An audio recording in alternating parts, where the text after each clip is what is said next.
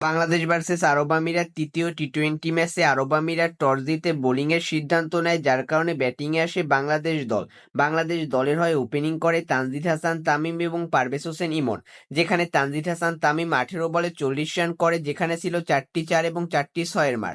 পারভেজ হোসেন ইমন কোনো রান করতে পারে না, প্রথম বলেই ছক্কা মারতে গিয়ে আউট হয়ে যায়, যার কারণে কিন্তু বাংলাদেশ দল কিছুটা ব্যাকফুটে চলে যায়। এরপর ব্যাটিংয়ে আসে লিটন কুমার দাস, যেখানে লিটন কুমার দাস 10 বলে 14 রান করে, একটি 4 এবং একটি 6 মারে এবং এলবিডব্লিউর ফাঁদে পড়ে প্যাভিলিয়নে ফিরে যায়। তাহিদ হৃদয় 2 বল খেলে ডাক মেরে প্যাভিলিয়নে ফিরে যায়। শেখ মেহেদী 9 বল খেলে 2 রান করে প্যাভিলিয়নে ফিরে যায়।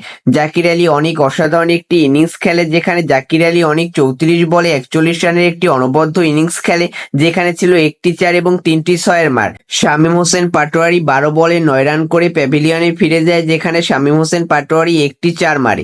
রিশাদ হোসেন 2 বলে ডাক মেরে প্যাভিলিয়নে ফিরে যায়। তানজিম হাসান সাকিব 12 বলে 6 রান করে।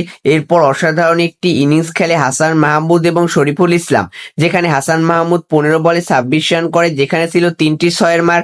শরীফুল ইসলাম 7 বলে 16 রান করে, যেখানে ছিল একটি 4 এবং একটি 6-এর মার, যার কারণে বাংলাদেশ দল 9 উইকেট হারিয়ে 162 রান করে।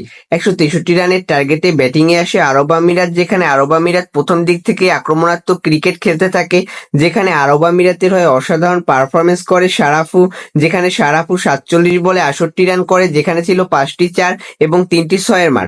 অন্যদিকে আসিফ খানও অসাধারণ পারফরমেন্স করে, যেখানে আসিফ খান 26 বলে 41 রান করে, যেখানে ছিল 5টি 6-এর মার, যার কারণে আরব আমিরাত 7 উইকেট হাতে রেখেই বাংলাদেশ দলকে হারায়, যেটা অবশ্যই বাংলাদেশের সকল ক্রিকেট ফ্যানদের জন্য একটি হতাশার বিষয়।